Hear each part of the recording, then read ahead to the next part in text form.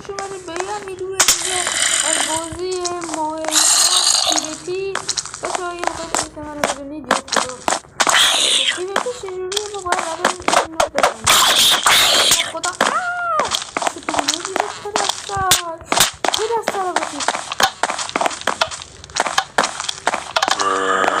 میشه که 2 نفر افتادن دو مورم وای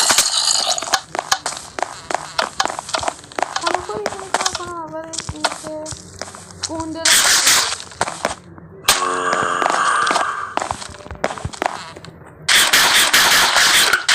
خب الان یک کم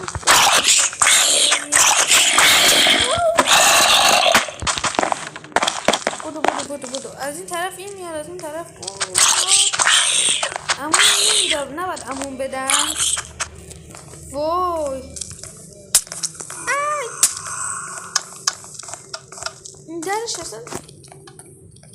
در نداشت که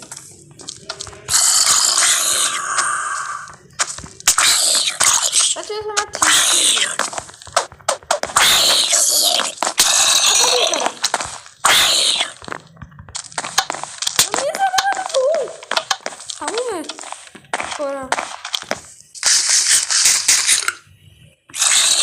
چون با تبر دارم میزنم خودم نمیدونم تمام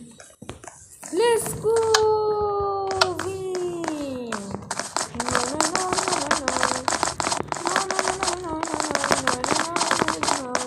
بچه مرسی ویدیو تنجا تماشا کردید تا ویدیو بعدی خداحافظ بچه قبلش فقط من اسکین خودم بهتون نشون بدم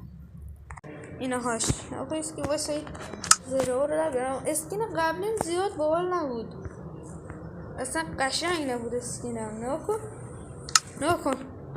خدا واسه دستم خالی کنم نکن خدا نیست اسکین دود مودم داره ازم میاد این کی تموم میشه 54 ثانیه دیگه واسه دوداش بره نکن اصلا بچه فکر نکنید کچل مو دارم اینهاش اونجاش نشون دارم اینهاش مو هست نکن یه رنگ و فرق دارن اون رنگه موه تاج هم دارید میبینید دیگه اینجا تاج تیر کینگ تیر پادشاه است نایس مرسی ویدیو تا اینجا تماشا کردید تا ویدیو بعدی خدا نگهدار لایک و کامنت و سابسکرایب یاد نره